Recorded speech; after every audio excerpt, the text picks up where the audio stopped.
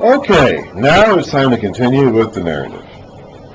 We are now going to go to the book of Ezra. The last thing we read chronologically was the end of Daniel, where we were about to leave off with the Babylonians have been defeated. The Babylonian Empire has fallen. The Persians have come and taken over. The Persians now rule in Babylon, and Cyrus is going to issue a decree to allow all the captive peoples that he had inherited from Babylon, including the Jews, to return to their native lands and rebuild their temples and resume worship of their gods. Cyrus, I guess, had gotten to the point, somehow or another, and God takes credit for this in Isaiah 44 and 45.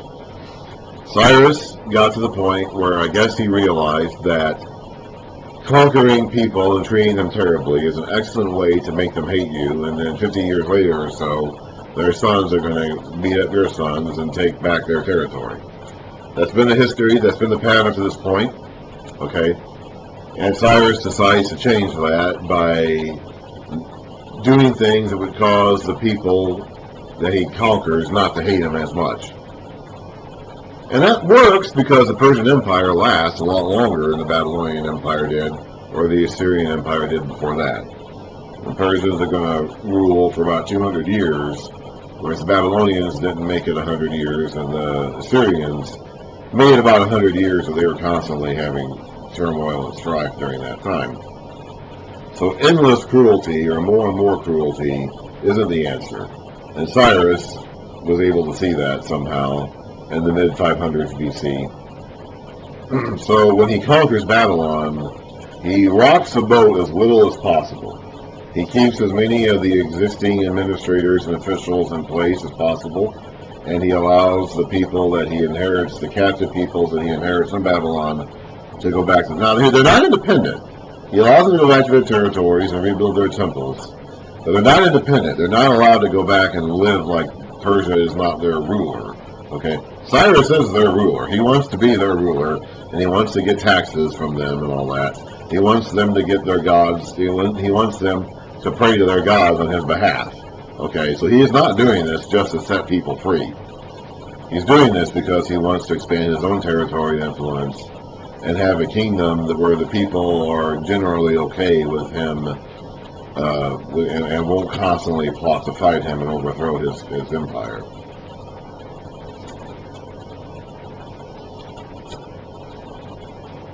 So we're going to go back and read the last few verses of 2 Chronicles, and then begin Ezra. And the ending of 2 Chronicles is the same as the beginning of Ezra. Okay, before I get into that, Ezra and Nehemiah were originally one book, and they seem to be patched together from at least a couple of different places. Now, what we do today, we're not even going to get to the part of Ezra where Ezra himself appears. Okay, Ezra doesn't actually show up in the book of Ezra, I believe, until Ezra 7. Yeah, Ezra 7. So the first 6 chapters, Ezra's not even in.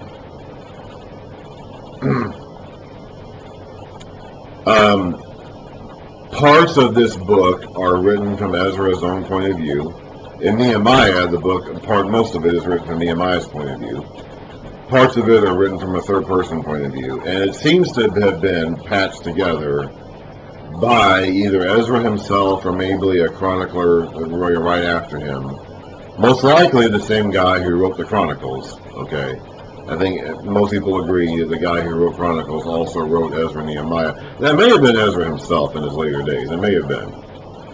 Or it may have been a student or a disciple of his who was younger than him, which is kind of what I tend to think, but don't know really for sure. Ezra wrote some of it because some of it's written from his own perspective.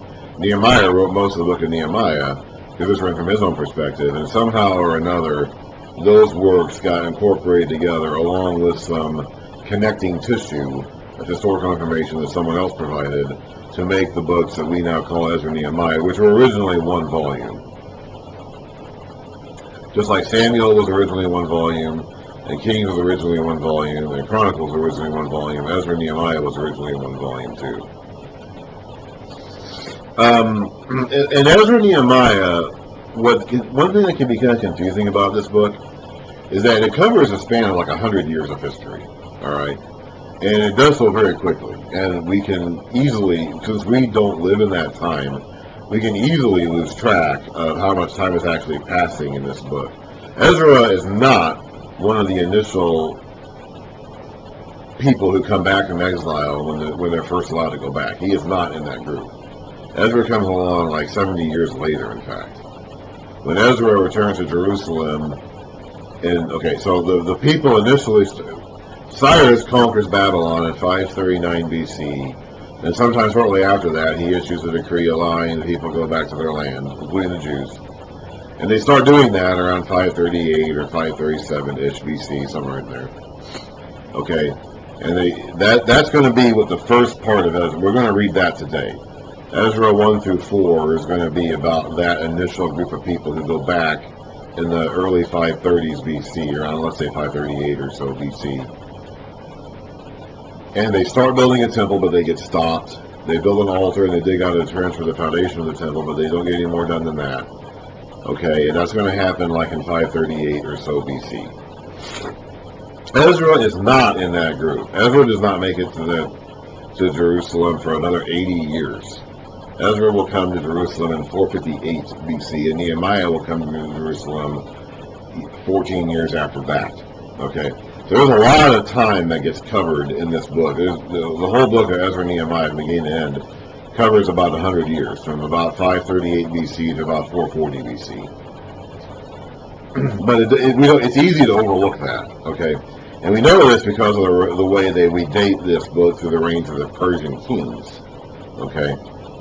So we're going to have to pay attention to that. I'll call that out when we get there, but it's like Ezra-Nehemiah it's the last book historically in the Old Testament. The book of Esther fits in this time period. So what we're going to do here when we read Ezra-Nehemiah, we're going to read this in patches. Okay, we're not going to start Ezra 1 today and read through the end of Nehemiah. It's not going to happen that way. We're going to read the last few verses of the Second Chronicles to set the stage for Ezra. Then we're going to read the first few chapters of Ezra 1:1 down to the beginning of chapter 5. Okay, that's going to be it for today. Then we're going to skip over to the prophet Haggai and read Haggai, and then Zechariah and read Zechariah, because they lived during the time of Ezra, early chapter 5. Okay, and we'll get to that when we get to that. And then we're going to skip over and read Esther, the historical book of Esther. Actually, no. After we're done with Haggai and Zechariah, we're going to come back to Ezra, and we're going to read Ezra 5 and 6. We're going to finish Ezra 5 and read Ezra 6. Then, before we get to Ezra 7, we're going to skip over to Esther and read the book of Esther. Then we're going to read the book of Malachi, the last prophet in the Old Testament. And then we're going to come back to Ezra 7 and read through to the end of Nehemiah. So that's how we're going to do this. So today, we're going to read Ezra, we're going to read 2 Chronicles, chapter 36, the second half of chapter 36. We're going to read Ezra 1:1 to Ezra 5:4 or something like that. And then we're going to stop. Then we're going to skip ahead to the prophet Haggai and the prophet Zechariah. Then we're going to go back and finish Ezra 5 and read Ezra 6. Then we're going to read the book of Esther. Then we're going to read the book of Malachi, the last prophet in the Old Testament. And then we're going back to Ezra 7 and read for the rest. That's how we're going to do this. Because Ezra and Nehemiah is kind of written in patches. And honestly, the first part of Ezra, the part before Ezra himself actually gets there, in Ezra 7, this probably was written last. Okay, this material, this introductory material to the book of Ezra, was probably the last material in the book of Ezra-Nehemiah to be written, and was attached to the beginning of the book before Ezra gets there. Because this all happens decades before Ezra gets there. Ezra will not arrive in Jerusalem until the mid-450s BC. But what we read about at the beginning of Ezra happens like 80 years before that. Okay. So that's the context for the last 100 years or so of Old Testament history. We're going to be going from the 530s BC down to about 440 BC, and that will be it for the Old Testament. We're going to start off reading the last half of the last chapter of 2 Chronicles to recap the fall of Jerusalem and set the stage for their return. 2 Chronicles 36, starting in verse 15. The Lord, the God of their fathers, sent word to them again and again through his messengers, because he had pity on his people and on his dwelling place. But they mocked God's messengers, they despised his words, and they scoffed at his prophets, until the wrath of the Lord was aroused against his people, and there was no remedy.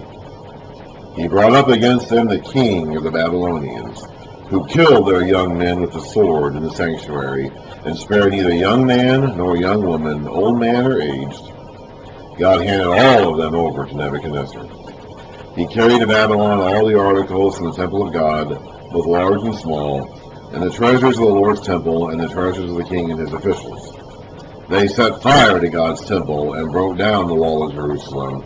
They burned all the palaces, and destroyed everything of value there. He carried into exile to Babylon the remnant, who escaped from the sword, and they became servants to him and his sons, until the kingdom of Persia came to power. The land enjoyed its Sabbath rests. All the time of its desolation it rested, until the 70 years were completed, in fulfillment of the word of the Lord spoken by Jeremiah. We read about that in Jeremiah, we read about that again in Daniel, and we read about it again here in the 2nd Chronicles. In the first year of Cyrus king of Persia, in order to fulfill the word of the Lord spoken by Jeremiah, the Lord moved the heart of Cyrus king of Persia to make a proclamation throughout his realm and to put it in writing. This is what the Cyrus king of Persia says. The Lord, the God of heaven, has given me all the kingdoms of the earth, and he has appointed me to build a temple for him at Jerusalem and Judah. Any one of his people among you, may the Lord his God be with him, and let him go up. That's exactly how Ezra, the first chapter of Ezra begins. In the first year of Cyrus king of Persia, in order to fulfill the word of the Lord spoken by Jeremiah, the Lord moved the heart of Cyrus king of Persia to make a proclamation throughout his realm and to put it in writing. This is what Cyrus king of Persia says. The Lord, the God of heaven, has given me all the kingdoms of the earth, and he has appointed me to build a temple for him at Jerusalem and Judah. Any one of his people among you, may his God be with him, and may let him go up to Jerusalem and Judah and build the temple of the Lord, the God of Israel, the God who is in Jerusalem. And the people of any place where survivors are to provide him with silver and gold, with goods and livestock, and with free will offerings for the temple of God in Jerusalem. So that's what they've been waiting for. That's the decree that they've been waiting for. They are now allowed to go back and rebuild their temple to their God in Jerusalem. Before I finish this video and begin with the rest of Ezra 1, I want to say that this doesn't mean that Cyrus believed, or worshipped, I should say, the God of Israel. Cyrus undoubtedly believed in the God of Israel. Okay, whatever knowledge he may have had, just like Nebuchadnezzar did, I'm sure. Whatever knowledge Nebuchadnezzar or Cyrus had of the God of Israel, whatever they gleaned from, whatever Hebrews were living around them and that they heard from, I'm sure they believed it. Okay, these people had no difficulty believing in many gods. Even the Hebrews did. Okay, when we talk about monotheism in terms of most of the Old Testament, we're not really talking about it in terms of them only believing in one God. They were only supposed to believe in one God. The entire point of the Old Testament was to show the people there was only one God. These prophets came along again and again and made fun of the idols, made fun of people for worshiping idols, because they were just works of their hands and they couldn't do anything. But we think of monotheism in the terms of only believing in one God, which is what they were supposed to do. It's not really what they did. They believed in many gods. They thought they were only supposed to worship the one God. Of course, they couldn't even do that. But nobody of this time period, including the kings of these various countries, had any difficulty believing in multiple gods. So Cyrus would have had no difficulty believing in the God of Israel. That doesn't mean he worshipped the God of Israel. It certainly doesn't mean he worshipped the God of Israel, ahead of or exclusive of any of his own gods. He did not, okay? But he certainly had no difficulty believing in the God of Israel. So when he talks about letting the people of Israel go build their temple to their God in Jerusalem, that's standard. That's just standard political talk at this day. Okay, it's like a politician today talking about whatever the hot issue of the moment is without actually believing in or caring about it. Okay, that's all that Cyrus is doing here. So don't get overly impressed with him talking about the God of Israel this way, because he's just talking like a standard politician. He acknowledges the existence of the God of Israel. He has no trouble believing in that, but he is not going to worship or follow. Certainly not ahead of his own gods or exclusive to his gods. Certainly not. Okay, that's the intro to Ezra-Nehemiah, and we'll begin the rest of Ezra. We'll start reading the rest of Ezra 1 next.